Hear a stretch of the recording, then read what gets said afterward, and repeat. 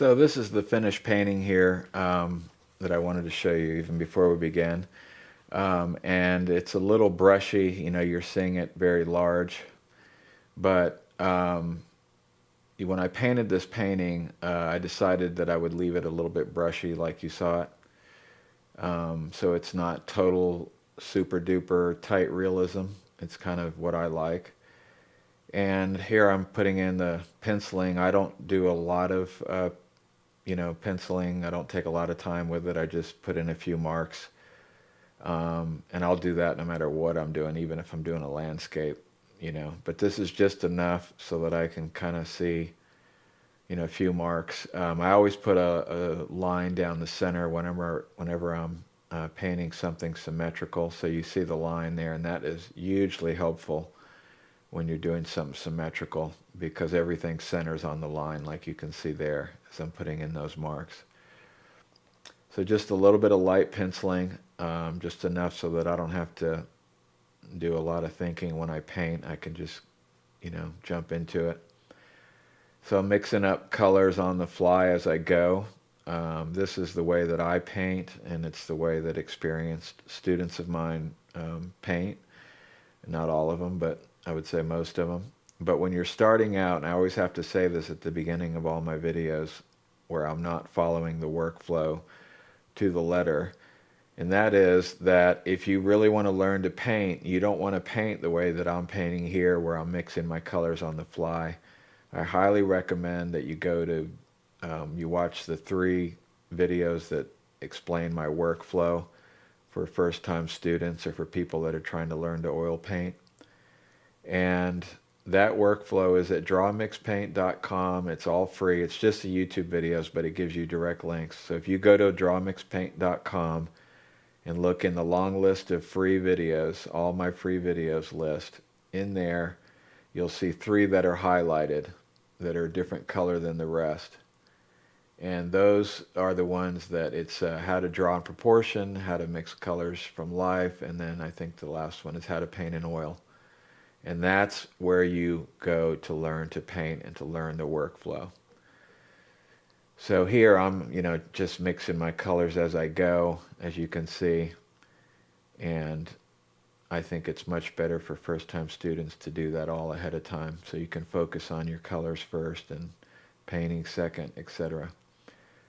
But anyway, I'm just laying in. I'm putting in my values, basically where they go. And keep in mind that this source photo that you're looking at is not exactly what I'm looking at. I wasn't looking at this image you're looking at. I was looking at a much better, the colors were different. I tried to match the photo to what I was looking at as best as I could. But in the end, with video cameras and everything, colors get off.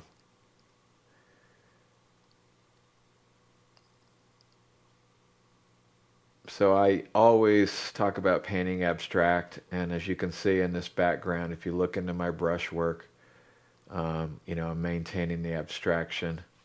It's not just stroke, stroke, stroke, all in a simple pattern. It's mixing it up like I'm doing. And I'm not really trying to paint verbatim, but I am trying to put those basic values in. I really like the orange, brown glow on the wall behind this reflective, I don't know what you call it.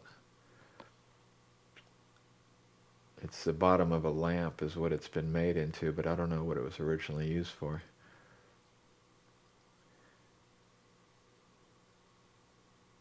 So I always paint background around an object first, or not always, but I try to. And it's something that I insist that my students do. If I was trying to paint this, we'll just call it a vase, even though I guess it's not a vase. If I was painting this vase without without looking at, when I'm looking at the source and I see all these reflective surfaces and I see it all I'm thinking about is value. And you can't judge that value on bare canvas. You've got to have your background put in. So I highly recommend that you paint a little background around your object first You know, like even now where I don't have the table put in, it would be much better if I had those table colors put in first. I guess I'm just trying to get my blacks down. But having the background around an object is just critically important if you want to judge how the values are on the edge of your object and everything else. You know, if I lay the edge of that vase up against on a bare canvas, that it's going to look just completely different than if I put it in its proper context with the background painted around it. So that's really important. And then the other thing I always talk about is I try not to do a lot of blending when I'm painting. I'm just covering the canvas, and it's really my focus. My focus is not looking at the vase and trying to decide what I should, how to make this look like a vase. Instead, I take my mind out of that trap, and I change the complete context of how I'm thinking about it.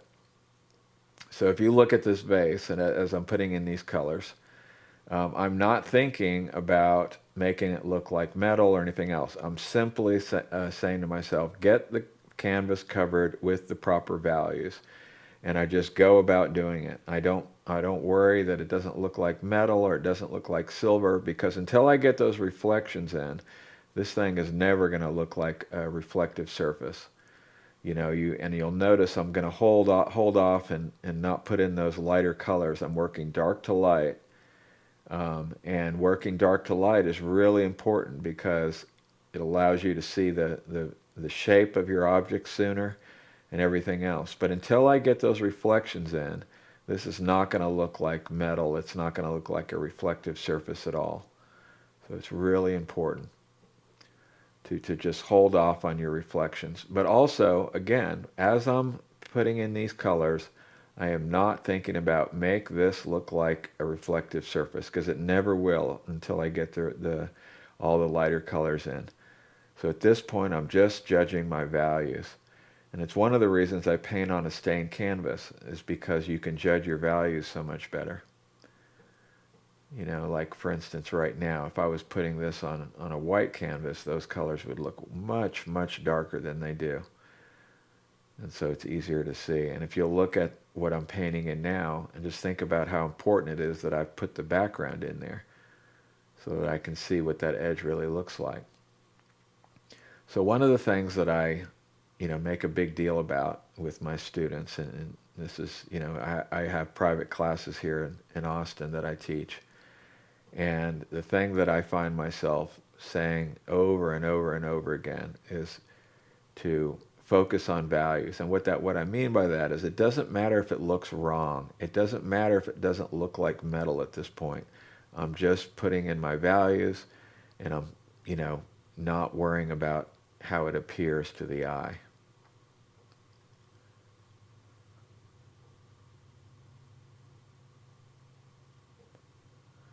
And I'm not working in perfect order like I should. I'm jumping around a little bit, but I try to work dark to light, and especially encourage my first-time students or people that are learning my method for the first time to always work dark to light and not to jump around.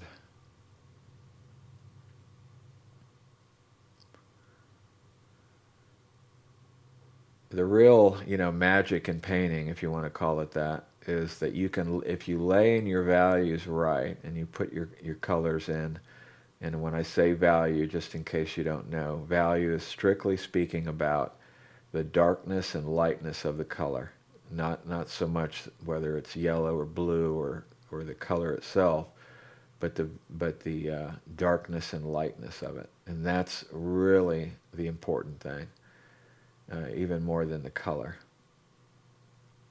So those colors, for instance, that I'm putting in, you'll notice they look much darker, probably to your eye, and they look as if they're too dark. And that's because they're sitting on that canvas instead of on the, surrounded by the proper colors that are in the metal.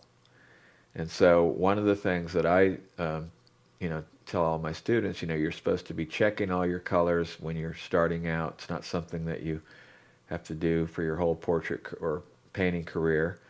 But when you're starting out, you're really checking your colors a lot. You're checking everything, and that means checking your values. So you put in your values, you don't worry about it, and you get the canvas covered. And that's step number one. And that is you're getting the canvas covered, but you're not making judgments about whether it's working, whether it looks good, whether this, you don't want to look at those values. If you've checked your colors and you've put them in and you've wiped it on your photo and made sure the value is right, or if you're working from life, you're using a color checker, but you're checking your your colors, and you're just laying them in, and you're not questioning whether they look right or wrong at this point. That comes later. Once the canvas is covered with paint, and once you've put in all your values, and you're only thinking about values, then, and only then, do you go in and start to play, and to start to fix, and to make adjustments. Because once all your values are put in, and you can see, just like how those shadows look wrong, sitting on that, you know, stained canvas, those big shadow colors there in the middle of that vase, those colors, once they get the proper colors around them, they will no longer look too dark. They'll look just right, and your eye will be able to judge it. So you get your values in, and then once the canvas is covered, then you have the ability to see where your values are wrong or right. But right now you don't have that ability. And I'm speaking to somebody who's starting out or who doesn't have a lot of experience with color checking.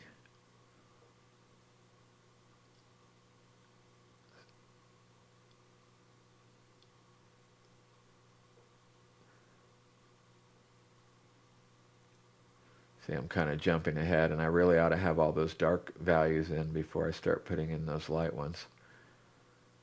I need to follow my own rules. It really helps. I got really lazy with that in my own career, where I just kind of, I don't know, I just didn't think about it like I should have. And then when I started teaching um, back in 2001 or whenever it was, I started realizing the importance of working dark to light. And then when I was doing paintings, I had to demonstrate that properly. And I'm talking about the ones where I'm really trying to demonstrate the workflow step by step. And I was forced to sort of follow my own rules. And I realized how much easier it was to paint, and how much, it really made sense even for me to do it. So you'll notice, there's some blending that goes on, and that's one of the nice things about working wet and wet, like I'm doing, is that the colors will naturally blend as you lay them down. But I'm not intentionally blending. I'm not intentionally, going in and fixing and poking at it and playing. I'm just laying in these colors and making sure the values are as right as they can. Naturally, some blending will happen, but I'm sort of, I'm trying to keep my abstract brush stroke going, meaning I'm not just painting a regular stroke. I'm mixing it up. I'm twisting my brush. I'm, painting in a little bit of an abstract pattern as I go, and that's something I naturally do. And I have a video that I just published a few weeks ago about that. You can go watch, about painting abstraction or maintaining the abstraction. But even now, I mean, if you'll just notice, like the pattern that I'm putting in, it's always got it's a little bit irregular.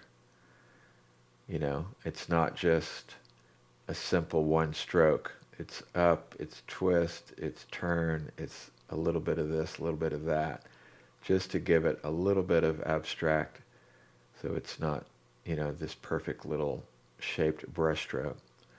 So as I paint in the reflection there, that color is not nearly as bright as the final reflection is going to be. And I always do that. I always try to make sure that I put in a foundation for the reflection before I start painting the reflection itself. So this is about as strong as an orange as I can, or it's like a yellowy orange. And this is another example of, the source that I was looking at was different than the photo that you're looking at there. And so I think in my source the orange is a little more intense.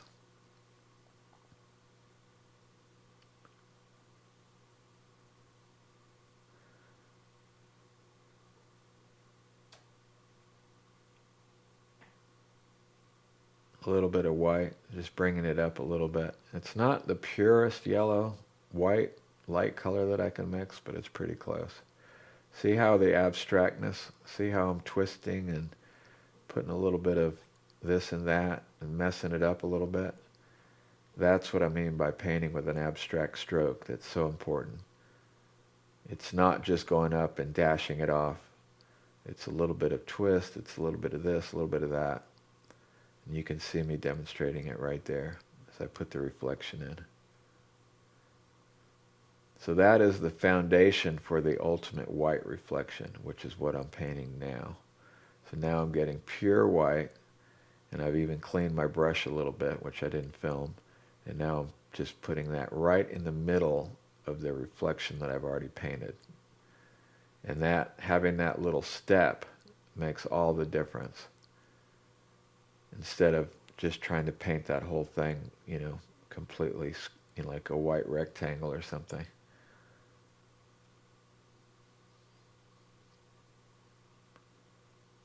And now I'm doing the same with the yellow side. And what's happening with this vase is it's sitting in my in a room, and on one half of the room there's incandescent lights, and that's the orange color reflecting on the left side. And then the other reflections are coming from windows that are more of a blue light. And so I think that's what kind of made it interesting, was that color shift. I had started to paint a different couple of objects for this video, and it was right before I cut my head and had to get stitches, which I mentioned in another video. But anyway, and after I had started, I decided I didn't like it, and so I saw this this vase here, and I decided it would be a much better subject for this video.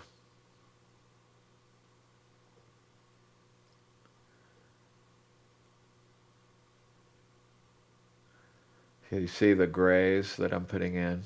Those are really important. That's what makes the yellow so nice. It's real tempting when you paint these really strong, colors like orangey and yellow colors, to just, go in and put in only the strong and orange and just paint the whole thing like overly orange, overly strong yellow.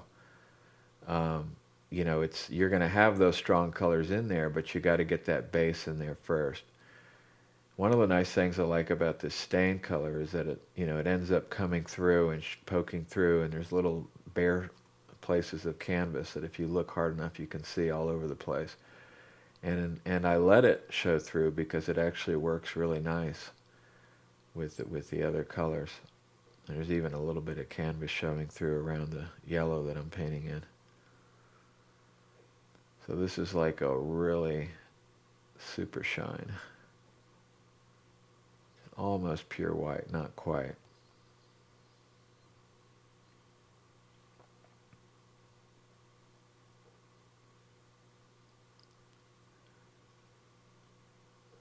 So, this video is all about painting reflective surfaces, and I'm demonstrating that. But I really should say, and I should say this in all of these videos where I'm talking about painting fabric or painting reflective surfaces, and I'm going to have several more that are coming out, painting hair or fur, and painting water, and all these different videos that I'm going to be making over the next several months. But everything that I paint really is painted in exactly the same way. There's some little this and that I can mention about, painting reflective surfaces. It's even more important to just lay in your colors without, overthinking it, and not worrying about it, that it doesn't look right till the shine's put in. But all of those things are true for any object, really. But I say that, even people who come and take my private class, Most of the people that want to take my portrait class, I talk them into doing the still life class first. And that's because, there's not, laying in your colors should be, you shouldn't play, you shouldn't fix, you should just lay them in. But painting a portrait is just like painting anything else. It's all the same. The only difference on the portrait is that you have to be so perfect about the location of the nose, the width of the nose, the location of the eyes. I call them the key points. But on a vase like this, you can miss it by a mile and nobody cares. Even like the way I'm painting this top little, whatever you call it, on the top of this vase, it is definitely not verbatim. You'll notice I'm just putting in a suggestion of this, a suggestion of that. I'm holding off on putting my reflections in. You'll notice all the colors that I'm working. I started with the dark, pretty much painted the whole thing, and I'm just laying the colors on top. But I'm nowhere near those reflection colors yet. I'm laying in the foundation of those reflections. But I'm just putting in a suggestion. And then I'm going to come back in and put the crispy, real shiny bits like I'm doing now.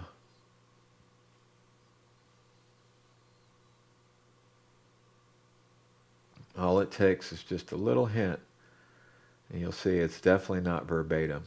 But when you step back, nobody will ever know the difference. This is like painting pearls or anything else, little reflective pearls where you have a little shine and a little glow on the shadow side or whatever it is. And as long as you just put a little suggestion of all that in there, it works. And it's really thinking about values. Even now, like what I'm doing right now, I've got my base in, those reflections. It wasn't worth leaving a little blank spot of canvas where those reflections are going to go. So I'm just kind of building it up, wet and wet. Even though it's wet and wet, it's really like painting layers. But it's always so important to have that foundation. You don't want to just go get that reflection and just paint it all over the place.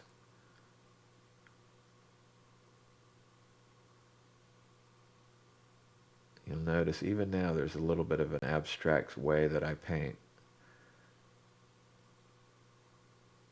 I've got to, sort of mess it up a little bit. You can't leave it too regular.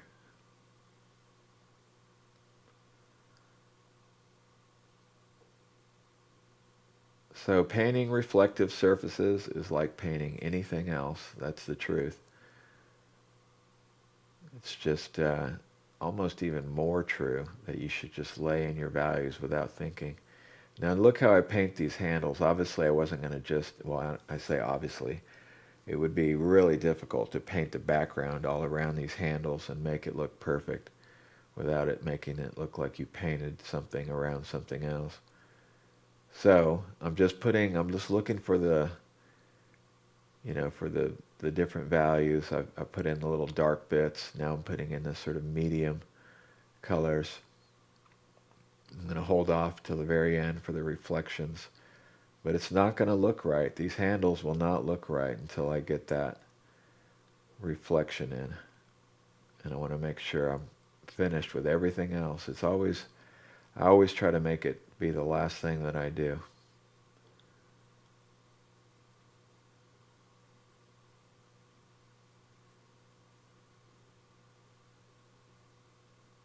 And I did not want to spend a lot of time on the bottom here.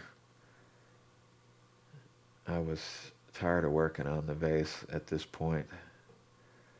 So this vase took me about 4 hours or a little over 4 hours to paint, and that's just, taking my cameras and adding the time up. That was a lot of cleaning brushes on paper towels, doing this, doing that. I am only showing you a small portion of the painting. I jumped around a lot, as you can see, when the painting skips. I had a little fun on this table. I saw some yellow. I saw some purples in the source that I was looking at. It's harder to see in the photo that you're looking at, and I took maybe a little bit of liberty and kind of separated out that yellow and that purple. Yellow and purple being complements, being opposite colors. So down in the tablecloth, I like the complement of the yellowy gold parts in the back right and the purple parts over on the left and in the front. That's all those oranges, or that's all reflection coming off of this shiny brass vase onto the shadow of the tablecloth. It's the only reason it's got that yellow in it.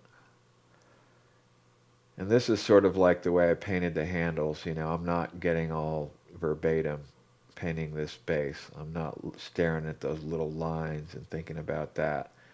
I'm just laying in my broad values, you know, putting in a little gray where it needs gray. It looks like I didn't dust the bottom of this thing off properly. I think that's what the gray is the dust. But it actually kind of helps.